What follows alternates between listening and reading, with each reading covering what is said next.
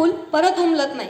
एकदा उमललेलं फूल परत उमलत नाही आणि एकदा मिळालेला जन्म पुन्हा मिळत नाही आणि एकदा मिळालेला जन्म पुन्हा मिळत नाही. त्यामुळे आयुष्य जेवढं लाभले तेवढं ते आनंद आणि सुखाने जगा. नमस्कार, मी संजीवनी गात, बार्शी टेक्निकल हायस्कूलची विद्यार्थिनी आपल्या समोर सादर करत आहे जगणं सुंदर आहे. खरंच जगणं सुंदर आहे, पण कसं जगायचं हे ज्याचं त्याने ठरवायचं असतं. दुःख तर सगळ्यांनाच असतात, मग दुःखाला सामोरं जायचं की दुःखात पिचत जगायचं हे ज्याचं त्याने ठरवायचं असतं. उद्याची चिंता हे सगळ्यांनाच असतात, पण उद्याची शाश्वती मात्र कोणालाच नसते. मग उद्यासाठी मरायचं की आजच्या दिवसात संपूर्ण आयुष्य जगायचं हे ज्याचं त्याने ठरवायचं असतं. समाज हा दुसऱ्यांची निंदा करण्यासाठीच असतो. मग कोणासाठी जगायचं? समाजासाठी जगायचं की स्वतःसाठी जगायचं हे ज्याचं त्याने ठरवायचं असतं. समाजात आपलं अस्तित्व टिकवायचं असेल तर स्पर्धा ही अटळ आहे. मग ती स्पर्धा दुसऱ्यांशी आहे की स्वतःशीच हे ज्याचं त्याने ठरवायचं असतं. कोणाचा तरी आदर्श घेऊन जगायचं की आपला आदर्श सोडून जगायचं हे ज्याचं त्याने ठरवायचं असतं. प्रत्येक सामान्य माणसात असामान्य असं काहीतरी असतंच. मग सामान्य म्हणून जगायचं की असामान्य म्हणून जगायचं हे ज्याचं त्याने ठरवायचं असतं. जगायचं म्हणून जगायचं नसतं, तर आपली समाजात एक वेगळी ओळख, एक वेगळं अस्तित्व निर्माण व्हावं यासाठी जगायचं असतं. नाहीतर आयुष्यात बऱ्याचदा असं घडतं की समोरचा आपल्याला काय समजतो किंवा समोरच्यासाठी आपण काय आहोत हे जर कळण्यात आपली चूक झाली ना तर आपलंच मन दुखवतं. जसे की समोरच्या एखाद्याला आपण आपला अगदीच भयंकर जवळचा मित्र समजत असो आणि तो फक्त तुम्हाला टाइमपास समजतो. जसं त्याला बोर होत असेल, त्याच्याजवळ कोणी नसेल, तेव्हा तो तुम्हाला फक्त एक कॉल करतो आणि त्याने कॉल केल्याबरोबर तुम्ही तिथे अवेलेबल असता.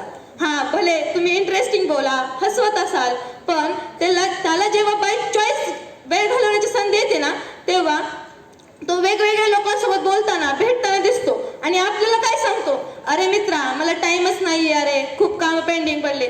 तेव्हा आपलंच मन दुखावतं आणि आपलं आतली मन आपल्याला सांगतं की तू माणसं ओळखायला चुकलास.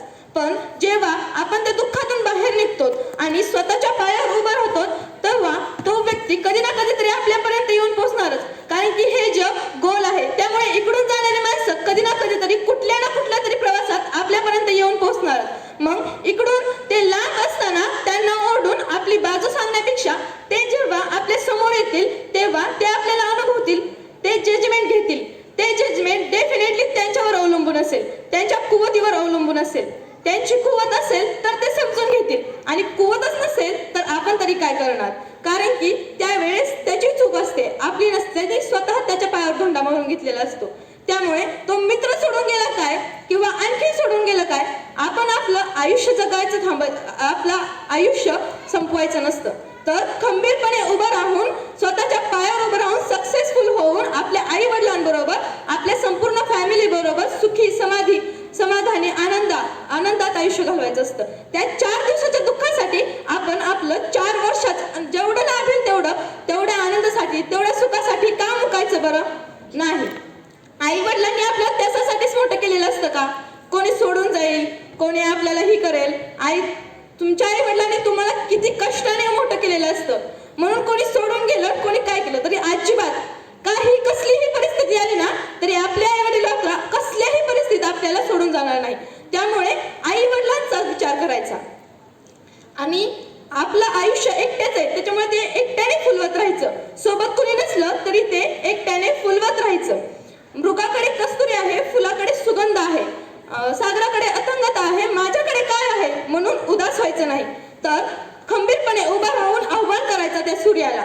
तो उगवणार, तो तेजस्वी वय सूर्य तुमच्यातही लपलेला आहे, तो शोधून काढा आणि आव्हान करा त्या सूर्याला. मग तोही उगवेल तुमच्या आयुष्यात नवीन क्षितिज घेऊन, अंधारमय रात्र संपून सोनेरी किरणांनी सजून. मग आपलं आयुष्य एकट्याच आहे म्हटल्यानंतर ते एकट्याने फुलवत राहा. सोबत कुणी नसलं तरी ते एकट्याने फुलवत राहा. लाकडाचा धूर डोळ्यात गेला म्हणून कोणतीही गृहिणी चूल पेटवायची थांबते का?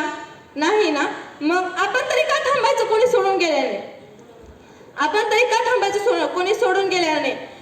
जीवनात कितीही मोठी संकटे येऊ द्या, कितीही मोठी तरी येऊ द्या, पण ती तरी पार करून गेल्यानंतर जे आपल्याला भेटणार आहे ते किती मोठं असतं असतं त्याची कल्पना करून त्या संकटांशी ती दरी पार करा.